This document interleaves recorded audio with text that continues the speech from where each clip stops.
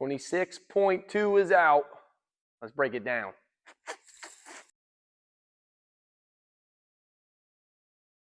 All right, crew, 26.2. Let's break it down a little bit.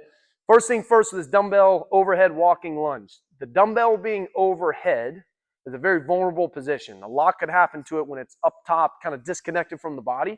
So placement is going to be key here. I really want you to focus on getting that bicep nice and tight to the ear, not your ear over to the bicep. So try to get that dumbbell a little bit more center of your body and keep pushing up on it. I heard a good tip earlier today. Push up as you're going down. And that'll help to keep that arm extended, help keep that weight supported in that overhead position.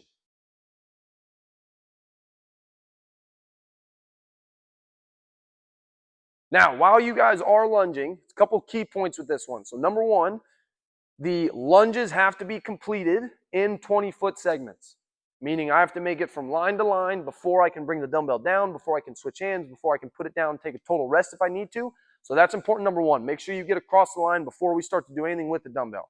Number two is that you don't necessarily have to use both arms, right? Now, I want you to be careful with this one. I don't love the idea of doing every single rep on one side.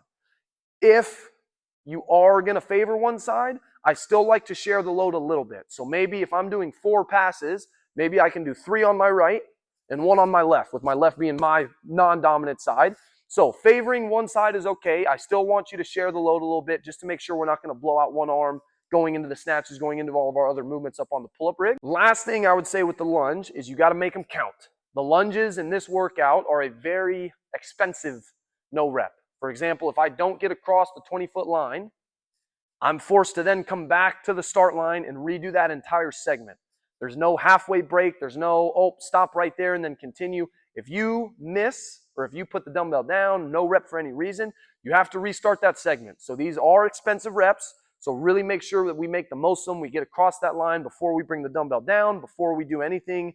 Moving on, progressing to the next movement, make sure that rep is completed. Check with your judge that they give you the okay to then move on. All right, with these dumbbell snatches coming up next, a couple things with this. Number one, let's smooth it out a little bit. The lunges are definitely going to be taxing. It's a tough movement. It's a tough position to fight through. So once we get to those snatches, we've all done thousands of dumbbell snatches. Let's try to smooth it out. Let's try to work more into a nice, comfortable rhythm and flow. Now, with all the gymnastic work, your pull-ups, your chest to bar, your jumping pull-ups, whatever the case may be, those are going to require a lot of grip and a lot of pull. So when you're doing your dumbbell snatches, first thing, figure out how you want to switch. There's a couple different ways, couple different variations, switching overhead, switching off the shoulder, switching on the floor.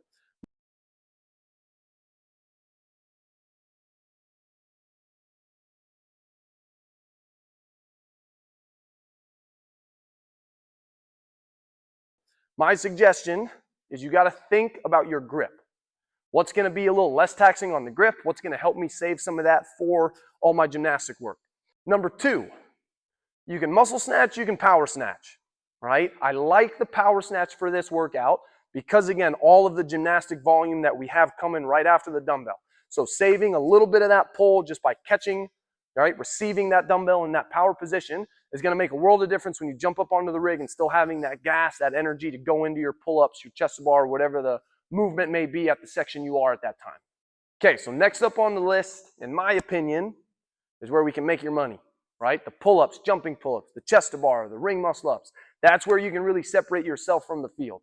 So early breaks, even on the easier skills, you might not feel like you need it, but it's just going to benefit you later on down the road.